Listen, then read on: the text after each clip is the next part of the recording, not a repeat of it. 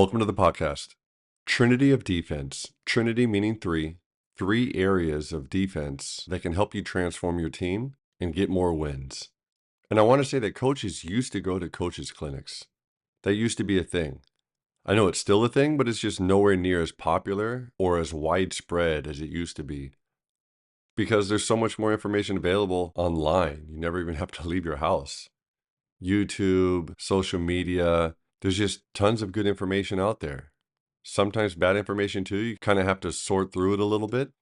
And I know that can be very overwhelming. So when you have access to some really good information that can help you, like this podcast, make sure you take advantage of it. And the point of this podcast in particular, the Trinity of Defense, is to help stimulate some thought, share ideas, grow the game, and most importantly, help you and your team get more wins. But there's a huge asterisk, which is the Greek word for little star, by the way. Not sure if you ever heard of that or thought about that. That cute little symbol that's on the keyboard. Now you know. So there's a huge asterisk because these are all generalizations that I'm going to talk about. If you have time to scout, then you should potentially adjust some of these areas that we're going to talk about based on your team's opponents, based on their strengths and weaknesses, based on tendencies. So the following are some general rules that can help you, but can and should be adapted based on the personnel of who you're playing. And before we dive in, I want to make it clear that I strongly believe that playing as much man-to-man as possible will be the best thing for your team's development. So let's dive in. Rule number 1, no paint. This rule is as simple as it sounds. You want your players not to allow their opponent to dribble and get into the paint. There's other ways to do it. One that's very common, that you see a lot, that you hear about a lot, that you probably even do yourself, is no middle. There are some teams that play no baseline, but for the most part, teams play no middle. And when you do that, I'm sure you've experienced this, there's going to be some players that try so hard to stop middle penetration that they simply open up the baseline. You see it all the time. And not just with really young kids. There's high school coaches that are so dead set and adamant about their no middle philosophy that their players are terrified of getting subbed out if their man is able to attack middle. So what do? They cut them off, right? Overzealously, they cut them off. They sprint, slide, work to stop the middle by any means necessary. They cut them off, which means the offensive player can now go behind the back or spin or through his legs. And now what happens? Now they have a wide open lane to attack opposite, directly into the paint. Imagine simply discouraging middle, not eliminating, not saying it's off limits, but discouraging, and really making sure that teams are only allowed to dribble laterally. Imagine that, visualize that for a second. So you're playing defense, and the team with the ball is only allowed to dribble laterally. So basically left and right, outside the three-point line. This would be very frustrating for your opponents. And it's way more realistic from a defense standpoint, but it's frustrating for your opponents because most offenses, the good ones anyways, they revolve around getting a paint touch, which doesn't mean just a post entry, but an attack that can lead to overhelp and then a kick out, the old drive and kick. I'm sure you've heard that before. And when I say most good offenses, I don't mean what you see more and more of the NBA with teams seeing who can chuck up as many threes as humanly possible while passing as few times as possible. I'm talking about really good offenses that attack, that space, that move the ball, that share the ball, and try to find the best shot. So consider this, and even if you don't implement it immediately, keep an eye on this when you're doing your defensive drills in practice. Having the players go through their shell drill progressions, and especially when you're watching game video and trying to fix all the mistakes without pulling out your own hair as you watch. Keep an eye on it and consider what a small shift in philosophy might mean in terms of helping your team keep their man out of the paint, which will lead to less layups, less collapsing help, and less kickouts to open shooters. And it starts in the stance. It starts with how you angle your feet, with how you position yourself. So instead of having your players completely turn their bodies, almost inviting, offering a chance to penetrate baseline, instead of that, play a little bit more neutral, a little bit more even, and shade them away from the middle. So not saying no middle. If they want to drive left and right and go back and forth across the top, cool. That does suck in some places that don't have a shot clock still, And there's 23 states that still don't have a shot clock in America. We talked about that in our very first episode. If you haven't listened to it, please check it out. But whether they dribble back and forth all over the three-point line or not, that doesn't affect anything. It's when they get paint touches. So consider discouraging them getting to the middle, but really being demanding on saying, no paint. That should be a rule. No paint. Don't let anybody dribble around you and get into the paint. Rule number 2, and there's a lot to talk about with this one, no catch and shoot threes. So as we're talking about what we wanted to try to take away with the no paint touch, with not letting players penetrate into the paint, what was one of the main things we want to take away? We want to take away layups, and we wanted to take away all the help required to stop that paint penetration, which then opens up kickouts to shooters. So rule number 2, no catch and shoot threes. Three-point shooting has completely changed the game. And over the past several years, there's been a constant onslaught of broken records at every level. I mean, have you seen the NBA lately? And that's trickled down to college, to high school, all the way down the line. Even the most grizzled, old school, been there for decades already type coaches, they don't even bat an eye anymore when a player shoots a three in transition. And it seems like those old school coaches, they don't even mind a three, sometimes contested, from somebody they believe is a good shooter after just one pass.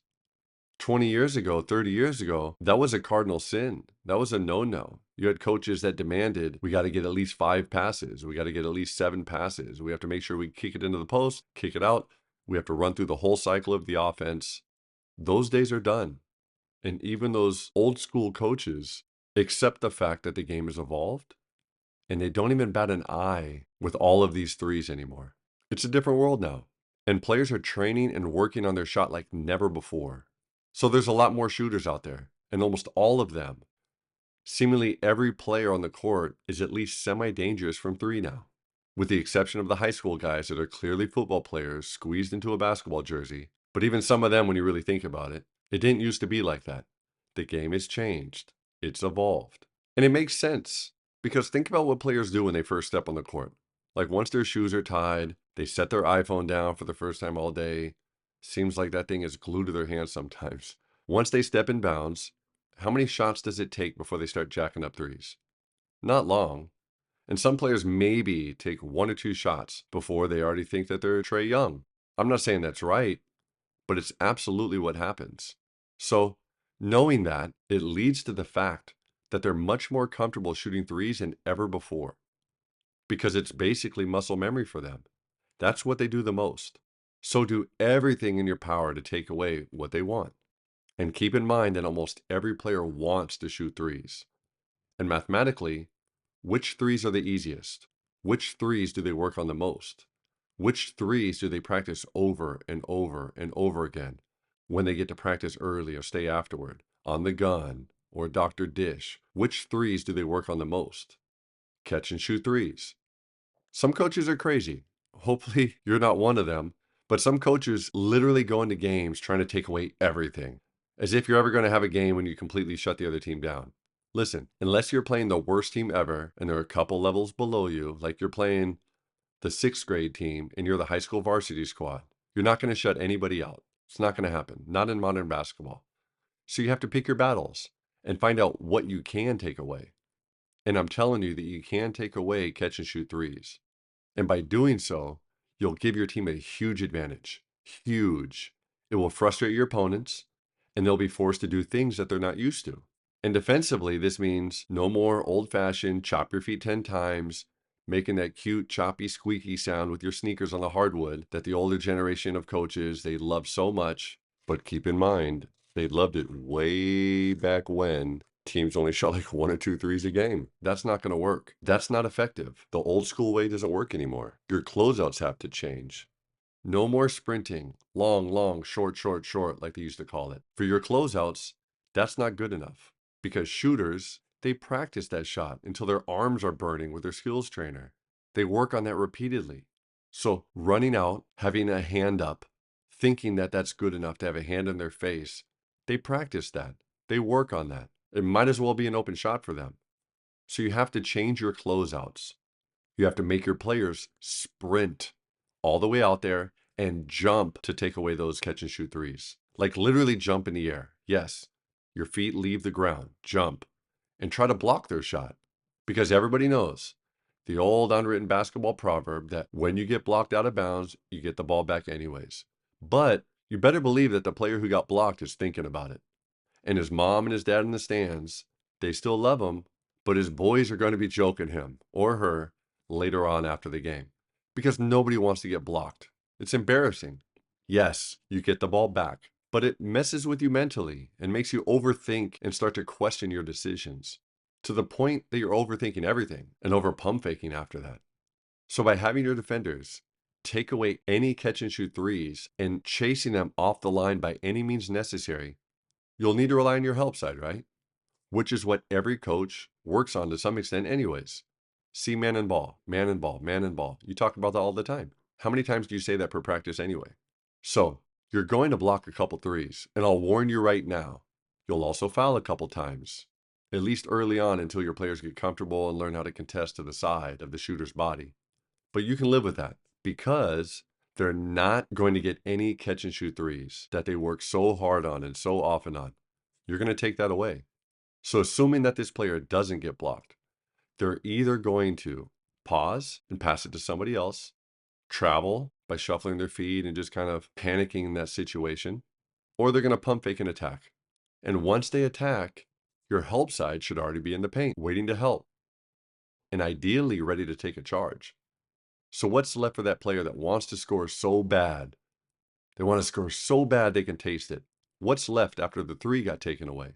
And he realizes that he can't drive any deeper or he'll run somebody over and get a charge.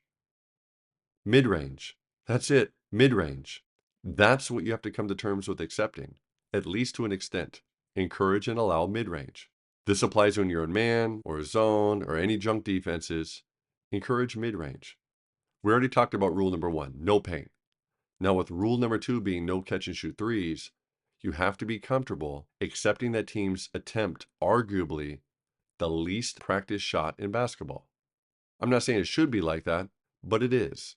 And I don't want to keep saying in the old days, in the old days, in the old days. But in the old days, people used to work on that shot. The short corner jump shot, the elbow jump shot. People used to work on that. But just take a look at what your players do. Take a look at what your players do when they first get in the gym. They start shooting up threes. Nobody works on their mid-range. Not unless they have a smart parent that makes them, or if they have a really good trainer that has them working on pull-ups. And if you're not sure about that, check your opponent's stats on Huddle, Synergy, Instat, whatever other type of software that your team uses. Or just do it the old way and start to chart your opponent's games as you play them. How many mid-range shots do they shoot? And what's their percentage? Now track it over time, because everybody gets lucky in one game, right? Maybe they're 0 for 10, maybe they're 10 for 10, but one game is such a small sample size. So track it over time. Let me know what you see. All I'll say right now is, you're welcome. Leave a comment if you disagree, or better yet, when you try it and it works for you guys. The keyword I said is when it works for you guys, because it will. And a real quick side note, off the dribble threes don't fall into this category. One, because players practice them far less frequently, so they're obviously far less skilled, they're far less proficient at them. And two, and I want to repeat this again, you can't take away everything. So when a player is able to create off the dribble and hit a three, tip your hat, move on to the next play. But take away every catch and shoot three. Work on it in practice. Chart it, track it, let it naturally translate into how you play in the games. I promise you, take away every catch and shoot three, and you'll find a huge advantage. Rule number 3, gap defense. There's a million ways to skin a cat. Is that the saying? Or is it less? Maybe it's just there's more than one way to skin a cat. That sounds a little bit better. I mean, how good can it sound when you're talking about skinning a cat? All right, sorry for the mental picture. Let's move on and take the message that there's more than one way to do something. Gap defense. Gap defense is the best way to take away driving opportunities for your opponents. It's the best way for you to get your players to move and function as a team. It's the best way to physically discourage penetration. It's the best way to get your on-ball defender to be even more aggressive because he or she knows that they have help behind them in case they get beat. And before we get too far in depth with the details of playing gap defense, as a coach, I hope you know that your players are going to get beat at some point. It's going to happen. And if you don't accept that fact, You're going to experience players consciously starting to play a play it safe type of defense, and they're not going to be putting as much pressure on the ball. They're going to be a tad further off because they're scared of getting yelled at and getting subbed out if they get beat off the dribble. I'm not saying that players should get beat or that everybody's equally fast or fleet of feet. There's definitely some slower players out there, and there's not a team on earth full of 12 equally fast Usain Bolt-like speedsters. That just doesn't exist. So everybody in your team is a little bit different, but you should demand from all of them great ball pressure. But if they're worried about getting subbed out because they do get beat, they're not going to be up on the ball the way that you really want them to. They're not going to be as aggressive. They're going to hold back, they're going to sag back so they don't get subbed out.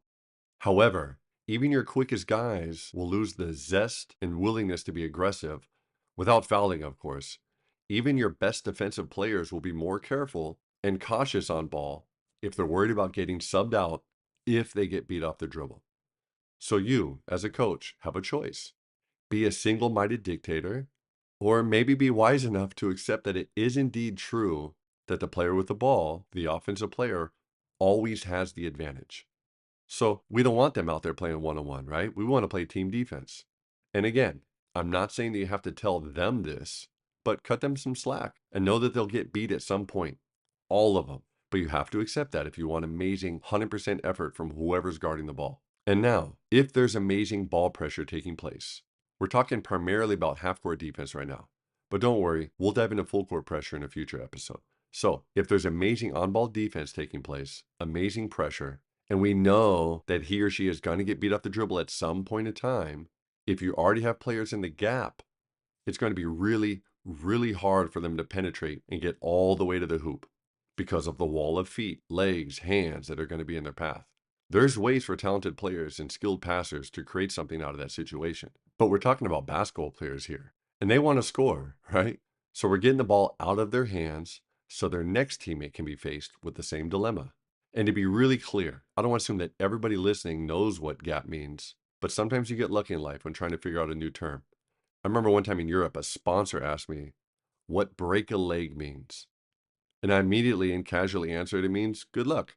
Kind of forgetting to add a little bit more information so they knew that it was only used in theaters and musicals with actors and actresses, which led him to casually telling one of our players to break a leg on our next road trip. So I learned from that situation never to assume that something is self-explanatory. So let's think about what being in the gap, quote unquote, in the gap means. The definition in the Oxford Dictionary for the word gap is a break or a space in an object or between two objects. Let's focus on that last part because it's most relevant for how we use it in basketball. A space in between two objects. So the term gap, as it's used as a defensive term in basketball, is when a help side defender moves his or her body to get into the space in between the ball and their man. This might seem redundant or confusing because defenders should always do that and always be able to see their man on the ball, right? However, being in the gap means being an extra step toward the ball. So much so that you discourage penetration, not waiting until they penetrate and then you slide over. You're already there. So much so that extra step over to discourage penetration while kind of encouraging a pass to your man, which obviously you would then recover at full speed and put immediate ball pressure. And the cycle would continue with all of your teammates adjusting their positioning to get into the new gaps. Does that make sense? Because it's a podcast and I can't see you nodding in agreement like I normally would when teaching or coaching a group, just leave a comment if you're not sure and I promise that will answer your question. So now that we're on the same page, being in the gap is perhaps different than what you're used to or what you've been taught or teach your players currently to deny one pass away. And I want to say that I think there's a time and a place for a lot of different defensive philosophies to coexist. And I mentioned at the very beginning of this episode that your principles could and should be adapted based on personnel. Maybe not necessarily at the lower youth levels, but as you move up in ages, it starts to be obvious which players are the most dangerous.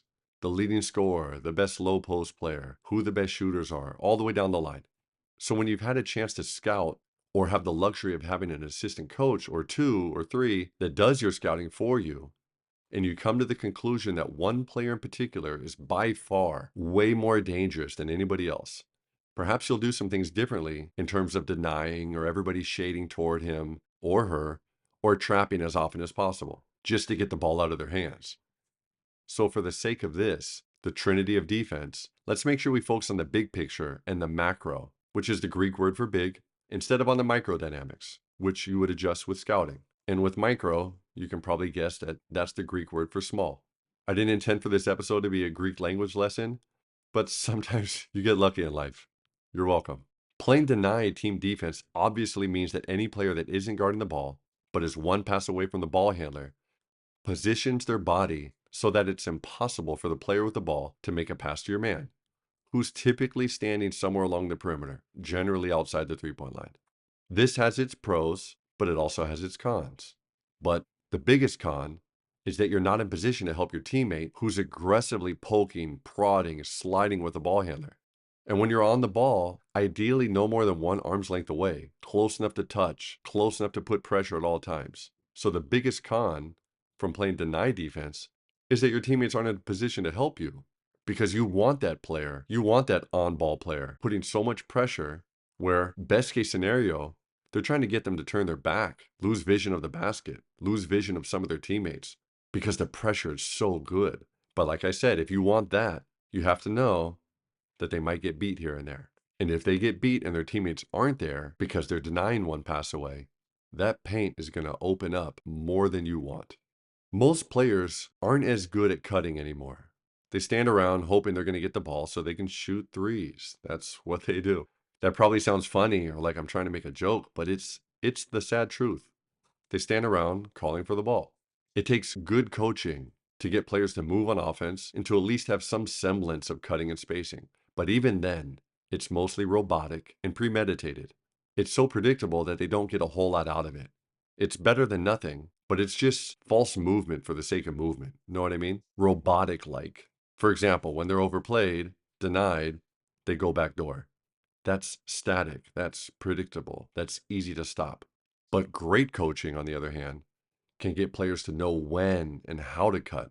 And this is super dangerous for every defense because it's naturally unpredictable in nature and predicated on taking advantage of the holes and opportunities as they present themselves. For example, learning how to cut from the corner when your defender slides into position to tag the roller. That can easily make a defense look silly. Or being aware of when your defender ever so slightly turns their head so you can face cut or front cut, depends on the terminology that you use, but you can face cut right in front of their body and get a layup. Or understanding that the weak side likes to switch all down screens and flares, so instead of going high when you're exchanging up from the corner, you slip through toward the basket for an opening, leaving the top switching defender standing there looking silly, while the bottom switcher has to decide whether to take away the now open inside cutter or the open corner.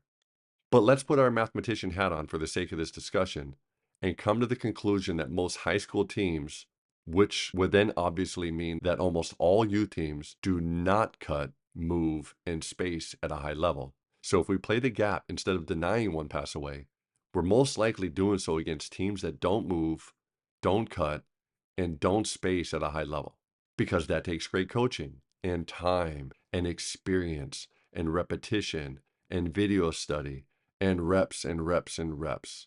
And last but not least, great passing, which also isn't what most players work on when they go to the gym.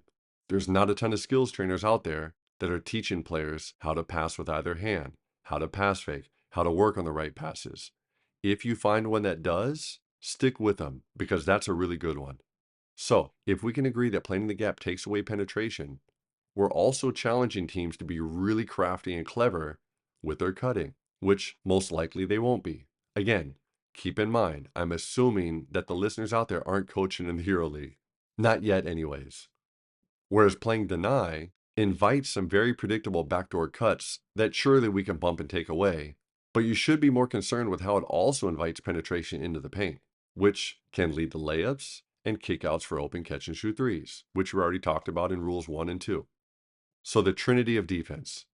I sincerely hope that these 3 rules help you with your team this season and beyond. As teams adapt and find solutions, there will always be new problems and adjustments that need to be made. If you implement any of these concepts, please shoot us a message or leave us a comment and let us know your experience. I'd be curious to know what level you coach and what you noticed as you implemented these rules. So please don't forget to share your feedback, and as a gesture of goodwill from one coach to another, so we can all continue to grow this beautiful game. Come get some.